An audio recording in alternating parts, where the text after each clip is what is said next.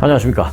어제 속보로 전해드린 그 한인 제임스 유 씨의 그 사건과 관련해서는 오늘 새로 들어온 내용은 뭐 많이는 없고요. 그러나 몇 가지 주목할 만한 그 개인사가 좀 있는데요. 그의 아버지에 관련된 내용이 좀 있습니다. 워싱턴 DC와 인접한 버지니아주 엘링턴에 있는 자신의 주택을 폭발시키고 사망한 그 용의자 56살, 올해 56살의 한인 제임스 유 씨, 어제 상세하게 이제 보도를 해드렸잖아요. 그런데 그의 아버지가 7, 80년대 그 한국에서는 웬만한 사람은 다 아는 그런 인물이었던 것을 알려져서 충격을 주고 있습니다. 한국에서뿐만이 아니라 이 워싱턴 DC 그리고 버지니아주 이쪽 한인 사회에서는 이미 그분에 대해서 너무나도 잘 아는 매우 유명한, 한국 정치권에서도 유명한, 그리고 미주 한인 사회에서도 매우 유명한 그런 원로 인사인 것으로 알려졌습니다. 하지만 뭐 지금은 돌아가셨습니다만은, 자, 제임스 유 씨의 아버지는 과거 김대중 전 대통령의 보좌관을 지냈던 유기흥 씨로 알려졌습니다. 유기흥 씨와 그 김대중 전 대통령과의 인연은 1970년대부터 시작됩니다. 반정부 세력이 지도자 없이 그 당시 산발적으로 투쟁을 할 때 1972년 12월이었죠. 일본 도쿄에서 신병치료차 나와 있었던 그 김대중, 그 당시에 그 김대중은 유신 선포를 듣고 본국으로 귀국하는 것을 포기하고 워싱턴 DC 쪽에 있는 그 처남집으로 향했습니다. 그래서 이제 미국에서 김대중 전 대통령은 사실 미국에서 몇 년 동안 오래 사셨어요. 자, 민주화 운동의 그 지도자를 기다리던 그 반정부 민주 인사들은 활기를 드디어 당시 김대중이 이제 워싱턴 DC에 오니까 활기를 찾게 됐고요. 그래서 김대중을 중심으로 해서 결집을 할 수 있었습니다. 허물어진 미주 재단을 재건하고 워싱턴의 메이플라워 호텔에서 창립 총회를 열고요. 김대중을 당시 초대 의장으로 선출했습니다. 한민통이라고 하죠. 자, 당시 그 워싱턴 메이플라워 호텔에서 그 한민통 창립 총회에는요, 미국에 있던 50여 명의 민주화 인사들이 참여해서 이 한민통의 규약과 헌장을 준수하는데 다 동의한다라는 그런 서약까지 다 하면서 창립을 했습니다. 자, 한민통은 그로부터 25년간 민주화를 위해서 굳은 일부터, 그리고 이제 미국 쪽에 인사들이 많으니까 미국 국회에 그 교섭하는 일까지도 많이 맡았었습니다. 당시 그 발기위원으로 여러 명이 있었는데요. 대표적인 인물이 바로 이번에 사건을 일으킨 제임스 유 씨의 아버지 유기흥 씨였습니다. 유기흥 씨 외에 미국에서 각 지역별로 한 명씩 이제 발기위원이 있었는데, 뭐 예를 들면 달라스 지역에는 동원모, 뉴욕에는 임병규, 보스턴에는 김장호, 시카고에는 최명상, 그리고 이제 여성으로는 문명자, 방숙자 씨 등이 있었습니다. 자, 유기흥 씨의 부인, 그러니까 이제 제임스 유 씨의 어머니는 애나 신 씨로요. 미국에 사신 지 오래되신 분, 또 특히 이제 워싱턴이나 이 동부 지역에 사신 지 뭐 30년 이상 되신 오래되신 분들은 잘 아시는 분일 겁니다. 애나 신 씨라고 해서요. 그 워싱턴 DC에 가면은 VOA, Voice of America라고 해서 이 정부기관이에요. 미국 연방 정부가 운영하는 방송국인데, 뭐 영어도 있지만 뭐 일본말, 뭐 중국말, 뭐 저기 무슨 뭐 티베트말, 몽고말, 사실 아주 소외되어 있는 지역에서도 다 단파 방송으로 라디오를 들을 수 있는, 또 그들의 언어로 하는 그런 방송국이 있습니다. 미국 정부가 운영하는. 거기 당연히 한국어 부서도 있고요. 그래서 제임스 유 씨의 어머니 애나 신 씨, 즉 유기흥 씨의 부인 되시는 분은 그 보이스 오브 아메리카에서 한국어 방송 부서에서 아주 오랫동안 일해 온 것으로 알려져 있는, 그래서 동부 지역 한인 사회에서도 잘 아는 그런 인물입니다. 제임스 유 씨는 그런데 이제 최근은 아니죠. 이 어머니가 병원에 입원했다가 사망한 일이 있었는데요. 그때 이 병원을 상대로 어머니가 이렇게 갑작스럽게 사망한 것은 병원 측의 과실이나 병원 측에 문제가 있었기 때문이 아니냐라는 그런 취지의 소송을 제기했었고, 뿐만 아니라 그 이혼한 부인과 또 여동생 등을 상대로도 소송을 제기하는 등 이 제임스 유 씨는 여러 건의 소송을 제기했었습니다. 하지만 법원에 의해서 다 기각당했습니다. 이유 없음으로 기각당했습니다. 그러자 제임스 유 씨는 이 사회가 왜 내가 하는 것은 다 이렇게 인정 안 해주는 거야 라는 그런 생각이 들었겠죠.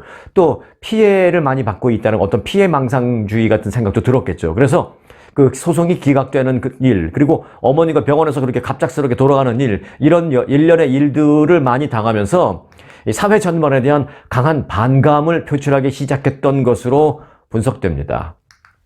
자, 제임스 유 씨, 이번 사건과 관련해서는 이제 앞으로 깊이 있게 우리가 좀 들여다봐야 할 사안이 많이 있습니다. 구독해 놓으시고요. 속보 받아보시기 바라겠습니다. 자, 여러분 기분 좀 바꾸시라고 굿뉴스 몇 개 먼저 좀 간추려서 좀 전해드리겠습니다. 자부심을 느낄 수 있는 그런 소식인데요. 자, 조지아주로 가보겠습니다. 조지아주 브룩헤이븐시 시장 선거 결선 투표가 있었는데요. 한국계 미국인이죠. 우리 한인 존 박. 한국 이름은 박현종 씨입니다. 이 존 박 씨가 브룩헤이븐시 시의원인데 당당히 시장에 당선됐다라는 굿뉴스를 여러분들에게 전해드립니다. 존 박 당선인은 결선 투표에서 58.6%를 득표해서 41.4%를 득표한 상대 후보 로렌 키퍼 후보에게 당당히 승리를 거뒀습니다. 이로써 이 존 박 당선인은 조지아주의 첫 아시아계 시장이면서 한국계 첫 시장이라는 두 개의 기록을 동시에 이뤘습니다. 첫 한국계 시장이 아니라요. 첫 아예 한국뿐만이 아니라 뭐 일본계, 중국계도 조지아주에는 시장이 없었습니다. 첫 한국계 그리고 그걸 넘어서서 첫 아시아계 시장이라는 기록을 이번에 달성했습니다. 존 박 당선인은 1970년대 가족과 함께 미국에 이민 온 이민 1세입니다. 뭐 1.5세죠. 좀 구체적으로 보면. 그는 에머리 대학에서 경영학을 전공한 뒤에 IBM에서 기술 컨설팅 업무를 했었습니다. 그리고 그 이후에 미국의 방해산업회사죠. 노드롭 그루먼에서 미국 질병통제예방센터에 거치기까지 여러 가지 일을 많이 했습니다. 그리고 노드롭 그루먼이나 또 CDC와 계약 업무 등을 담당한 그런 또 아주 인재로도 잘 알려져 있습니다. 미국 뭐 주류사회에서도 아주 인정받는 인재죠. 그리고 국가적인 질병을 감시하는 기술 컨설턴트로도 일을 했었습니다. 2014년 이 보궐선거로 처음 시의원에 당선이 됐었고요. 9년간 삼선 시의원을 지냈습니다. 그는 시장 출마를 위해서 지난 8월 시의원직을 사임했었습니다. 그는 이제 내년 1월에 시장에 공식 취임을 합니다. 자, 존 박 당선인은 2017년 6월에는 이 브룩헤이븐시 공원 내에 애틀란타 평화의 소녀상을 세워지게 하는데 아주 주도적인 역할을 했습니다. 이 소녀상 잘 아시죠?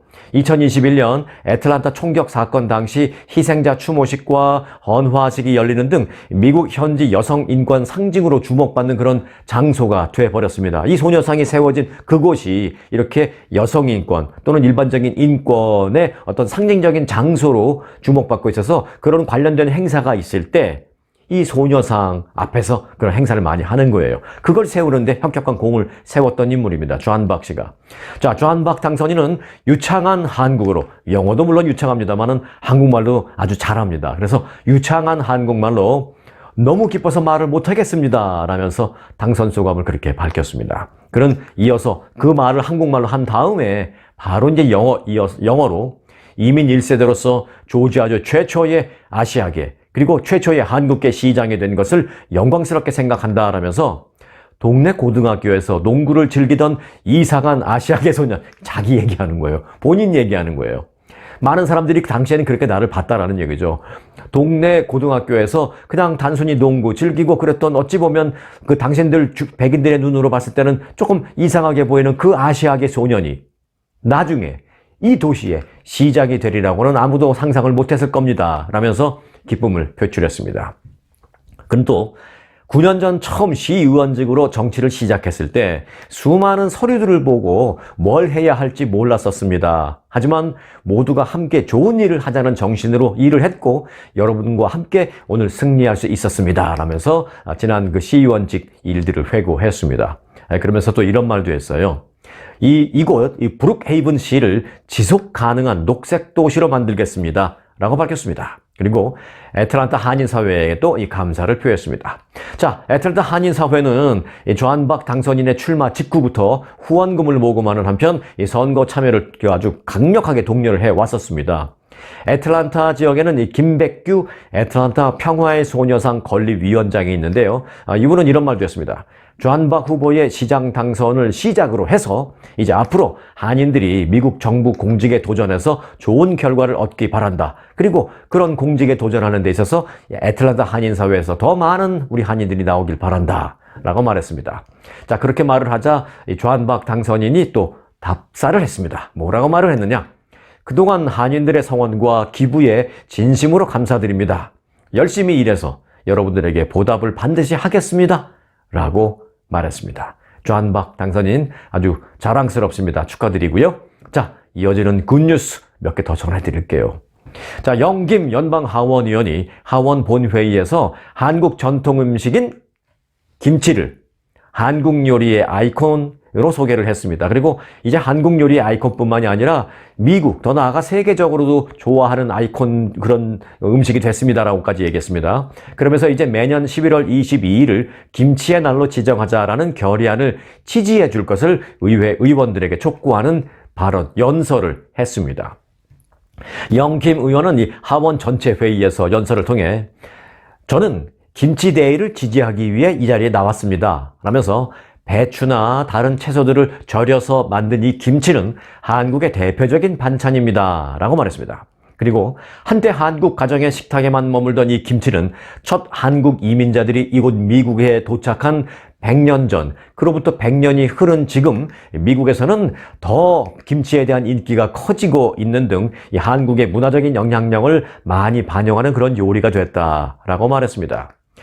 영김 의원은 앤디 김, 영김 의원은 공화당인데 앤디 김은 민주당이죠. 근데 뭐 당은 다르지만 영김 의원은 이렇게 말했습니다. 앤디 김, 그리고 같은 공화당의 미셸 박스틸 등 이 다른 한국계 연방 하원들의 이름을 일일이 호명하면서 감사하다라는 표현을 했습니다. 그리고 우리 4명의 한국계 미국인이 의회에서 일을 하게 돼서 평소에도 늘 자랑스럽게 생각한다라고 말한 뒤에 그들은, 즉 자신을 제외한 나머지 한국계 의원들, 그들은 저와 함께 초당적으로 협력해서 11월 22일을 김치의 날로 지정하는 결의안을 발의했다라고 말을 했습니다. 또 발의하는 데 중요한 역할을 했다라고 말했습니다.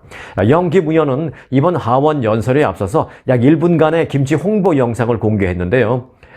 뭐 길지는 않습니다만 어떤 내용을 얘기했냐면 앞서 제가 말씀드렸던 많은 분들에게 감사합니다. 그리고 우리 한국계 의원들에게 감사합니다. 이제 그런 얘기를 했어요. 지난 4월 발의를 한 거죠. 영김 의원이 그 김치의 날 제정 질의 결의안 여기에 많이 지지를 해줘서 고맙다라고만 했는데 제가 이제 한국계 의원들을 얘기를 하면서 한 명 빼먹었다라는 걸 지금 알고 계세요? 아니면 그냥 모르고 그냥 넘어가시고 그냥 보고만 계세요? 네. 한 명 빼먹은 사람이 있어요. 그게 누구냐면 어머니가 한인인 메릴린 스트리클랜드 하원 의원입니다. 자, 뭐 흑인계이지만 또 한국계라고도 볼 수가 있어요. 아버지는 흑인분이시지만 엄마는 한국분. 그래서 메릴린 스트리클랜드 하원 의원을 비롯해서 앤디 김 의원, 미셸 박스틸 의원, 그리고 영김 의원 등 이렇게 한국계 의원들이 모두 뭉쳐서 김치데이 결의안 지지에 서명을 했는데요. 그러면은 이 결의안을 올리는데 발의자가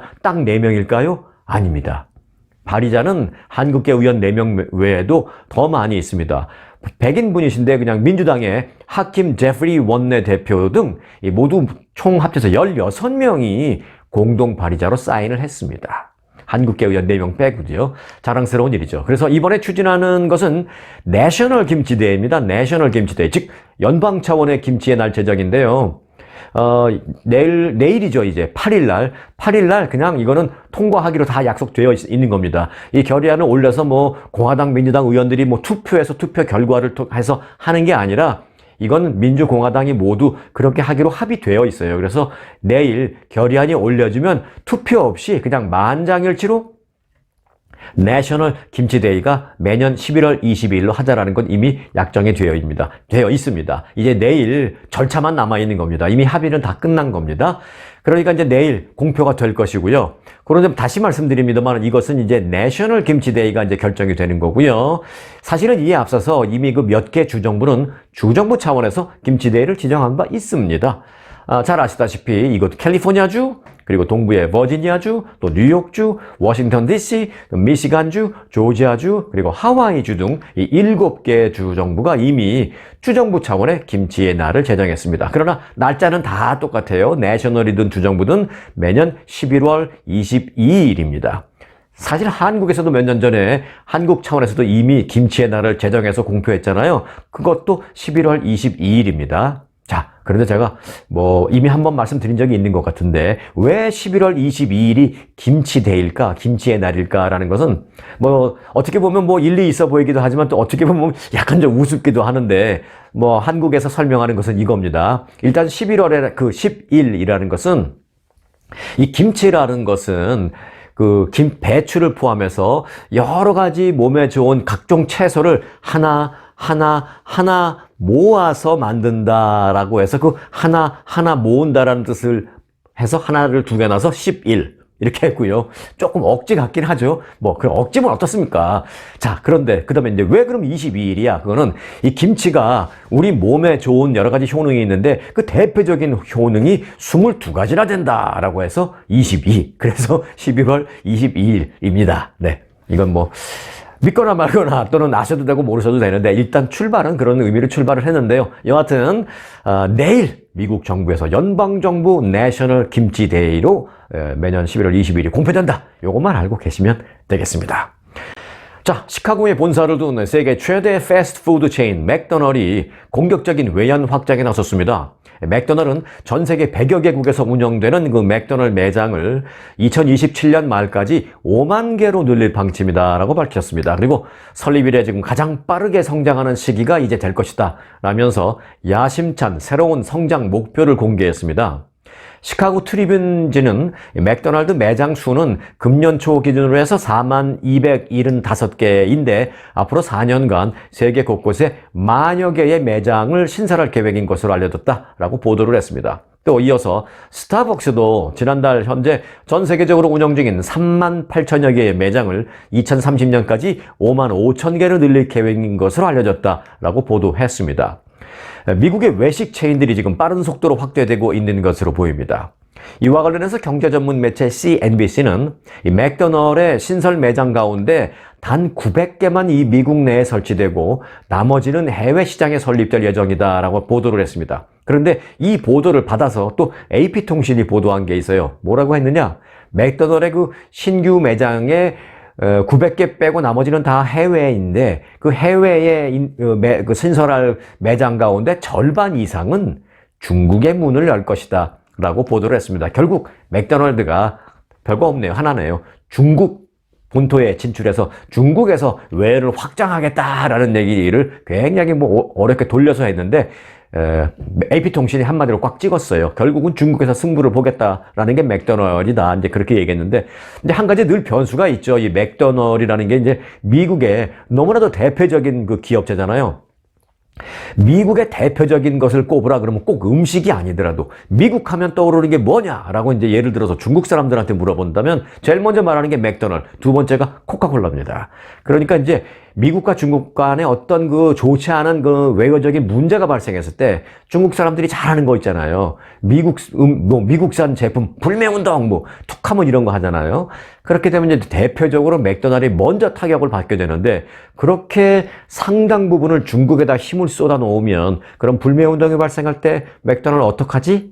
라는 걱정이 지금 여러분들에게 말씀을 드리다가 제가 딱 생각이 난 부분인데 알아서 잘 하겠죠, 뭐. 맥도날드. 네. 다음 소식입니다. 뉴욕타임스가 뽑은 올해의 가장 스타일리시한 인물 71명, 71명이 있는데요. 와, 이거 여러분들이, 과연 그 공감을 하실지 아닐지를 모르겠는데, 스타일리시한 인물 71명에 윤석열 대통령이 포함이 되어 있습니다. 제가 뭐 윤석열 대통령을 뭐 외모를 비하하는 건 아니고요. 윤석열 대통령이 풍채가 좋으시잖아요. 그래서 뭐 체격도 좋고 풍채가 좋고 한데 요즘 사람들이 말하는 그 스타일리시하는 조금 거리감이 있어 보이는데 이건 뭐 꼭 그런 쭉쭉 빵빵 뭐 이렇게 요즘은 그 남자들도 옷을 좀 스키니하게 입잖아요. 좀 핏하게 입는다 그러죠. 좀 핏하게 입는데 윤석열 대통령은 핏한 것과 거리가 있는데 기준점은 뭐 그게 아니었나 보죠. 그런데 또 이걸 보면 기준점이 어디에 기준점을 둔 건지 모르겠는데 한국 사람 한 명 더 들어갔습니다. 이건 사람이 아니라 그룹인데 한국의 걸그룹 뉴진스가 같이 이름을 올렸습니다. 그러니까 전 세계적으로 스타일리시한 인물 71명, 71명, 71명 가운데 윤석열 대통령 그리고 걸그룹 뉴진스가 같이 들어가 있는 겁니다. 자, 뉴욕타임즈는요, 윤 대통령을 2023년 스타일리시한 인물 가운데 한 명으로 선정을 하면서 윤 대통령이 지난 4월 국빈 방문 때 미국 백악관에서 아메리칸 파이라는 노래를 부르던 그 장면의 사진을 함께 게재했습니다. 뉴욕타임즈는 선정 배경에 대해서 그의 흠잡을 데 없는 아메리칸 파이 백악관 공연은 아메리칸 파이가 아니라 아메리칸 아이돌이었다라고 평가를 했습니다. 재미있는 평가네요. 자, 아메리칸 아이돌이라는 것은 뭐냐, 뭐 잘 아시겠습니다만은 미국에서 그 오랜 기간 동안에 인기를 끌어온 ABC 방송의 그 음악 오디션 프로그램이잖아요. 거기다 아주 빗댄 겁니다. 자, 윤 대통령은 지난 4월 26일 미국 방문 기간 백악관 국빈 만찬에서 미국의 포크록 가수 단 맥클린의 아메리칸 파이라는 노래를 열창해서 화제에 오른 바 있습니다. 뭐 영상 다 한 번씩 보셨을 거예요. 뉴욕타임즈는 올해의 스타일리시한 인물 가운데 한 명을 윤석열 대통령을 뽑았고, 자, 그리고 또 다른 한국 인물로 걸그룹 뉴진스를 선정했습니다. 뉴욕타임즈는 선정 배경에서 토끼 귀 모자를 쓴 그 뉴진스 멤버들은 1990년대와 2000년대 초 그 R&B에서 영감을 받은 사운드로 빌보드 차트 정상에 올랐다라면서, 또한 여성 K-팝 가수 가운데 최초로 롤라팔루자에서 공연을 하는 등 다양한 면에서 두각을 드러냈다라고 말했습니다. 롤라팔루자가 뭐야? 라고 말씀하실 수 있죠? 네, 롤라팔루자라는 건요, 뭐 롤리팝 먹는 게 아니라 롤라팔루자는 매년 여름 그 시카고에서 열리는 대형 음악 축제 이름입니다. 네. 뉴진스는 지난 8월 이 롤라팔루자 무대에 오르면서 미국 내 인기가 얼마나 있는지를 한 번에 이제 과시한 바 있었습니다. 음악 전문 매체 롤링스톤스는 롤라팔루자 공연에 대해서 뉴진스가 시카고 롤라팔루자를 통해서 미국 무대에 데뷔를 했다. 10대 K-팝 센세이션을 일으킨 5인조 걸그룹 뉴진스는 스포트라이트를 받을 준비가 충분히 돼 있음을 그때 확실하게 보여주었다라면서 아주 극찬을 했습니다. 스타일리시한 인물 전 세계 71명 가운데 뉴진스, 걸그룹 뉴진스, 그리고 윤석열 대통령이 스타일리시로 뽑혔다라는 흥미로운 소식을 전해드렸고요. 자, 뽑히는 얘기 하나 더 해드릴게요. 시사주간지 타임에 2023년 올해의 인물의 팝스타 테일러 스위프트가 선정됐습니다. 자, 여기까지 들으면서 오늘 송영크 왜 뉴진스 너 누구고 테일러 스위프트 누구야? 오늘은 왜 이렇게 다 모르는 얘기만 해? 하실 수 있는데요. 이건 뭐 모르셔도 괜찮아요. 그냥 한 귀로 듣고 한 귀로 쓰셔도 되는 정도 얘기인데 잠깐만 해드릴게요. 자, 테일러 스위프트는 국경을 초월하고 빛의 원천이 되는 방법을 찾았다라면서 오늘날 지구상의 그 어느 누구도 테일러 스위프트처럼 많은 사람을 이토록 크게 움직일 수 있는 사람은 없다라면서 선정 이유를 밝혔습니다. 그런데요, 이 테일러 스위프트는 좀 알아놓으시는 게 좋습니다. 왜냐면 워낙 테일러 스위프트가 미국에서 인기가 많고 많은 사람들의 영향력을 미치기 때문에 그녀의 그 공연이 있을 때 어마어마한 인파들이 몰려다닙니다. 그래서 그 경제적인 파급 효과도 엄청나요. 그래서 미국에서 바이노믹스가 아니라 스위프트노믹스 뭐 이런 얘기도 있습니다. 테일러 스위프트가 경제를 쥐고 흔든다라는 정도로. 그래서 이 테일러 스위프트라는 미국의 한 여가수가 미국에서 엄청난 영향력을 갖고 있구나.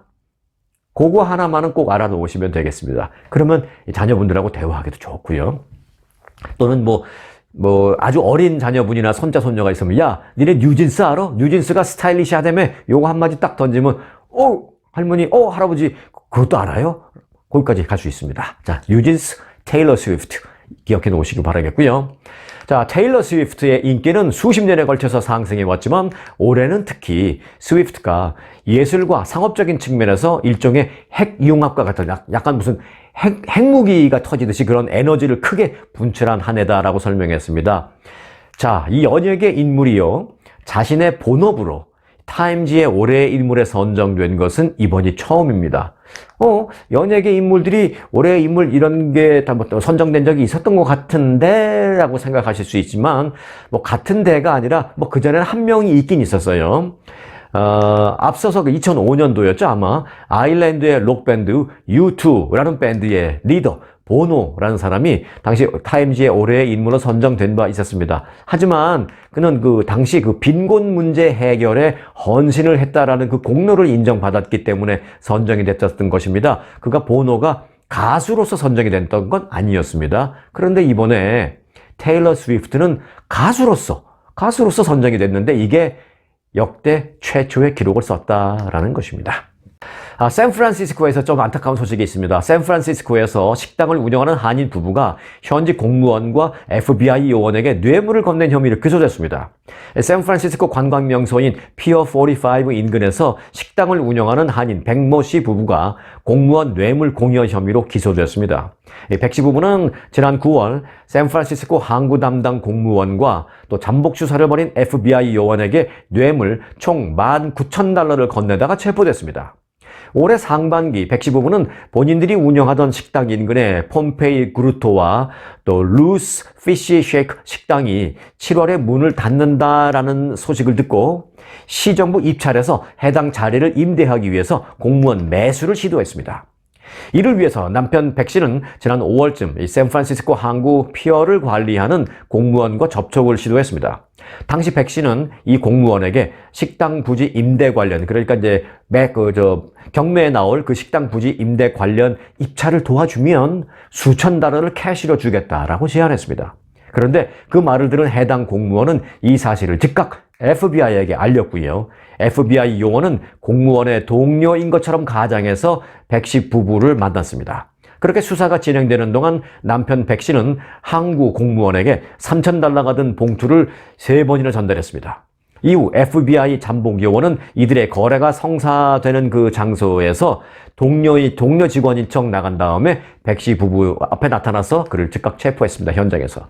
당시 공무원과 FBI 잠복 요원은 한 만남에서 백 씨 부부가 두 식당 임대 입찰권을 따내면 저렴한 렌트비로 10년 동안 $240,000의 이득을 볼 수 있다 내가. 그러니까 너희들에게 뭐 몇천 불, 몇만 불 주는 건 아무것도 아니다 라면서 뇌물을 주려고 꼬드겼다라는 것입니다. 일종의.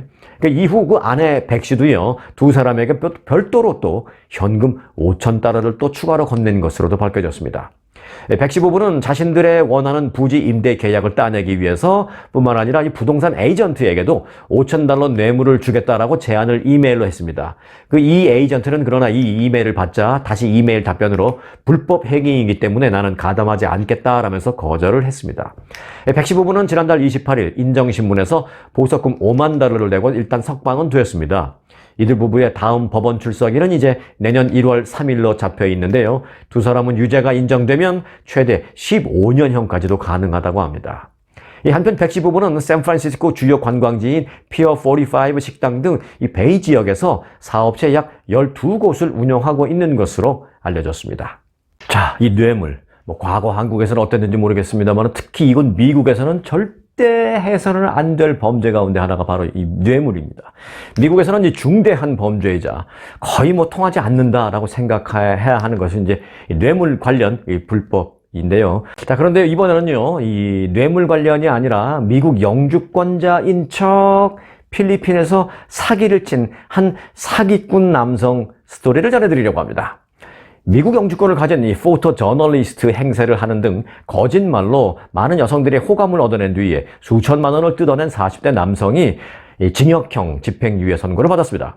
서울 북부지법은 사기 혐의로 재판에 넘겨진 올해 45살의 윤모 씨에게 징역 1년에 집행유예 2년을 선고하고 사회봉사 160시간을 명령했습니다. 이윤 씨라는 사람은요, 2013년 5월부터 2014년 1월까지 필리핀에서 불법 체류를 그 당시 하고 있으면서 이 채팅 앱을 통해서 알게 된 여성 4명에게 총 5,560만 원이 넘는 돈을 가로챈 혐의로 기소되었습니다. 그는 싱가포르 국적의 미국 영주권자라면서 세계 각국을 돌아다니면서 수중 촬영 전문 포토 저널리스트로 일하고 있다라고 거짓말을 하거나 또는 미국에서 아이비리그 가운데 하나인 컬럼비아 대학을 졸업했다라고 또 거짓말을 하면서 자신을 소개하는 등 그야말로 입만 열면 거짓말. 이 모든 거짓말로 여성들에게 접근했습니다. 그래서 여성들에게 호감을 얻은 뒤에 미국에서 우리 결혼해서 함께 살자. 그렇게 하고 싶다.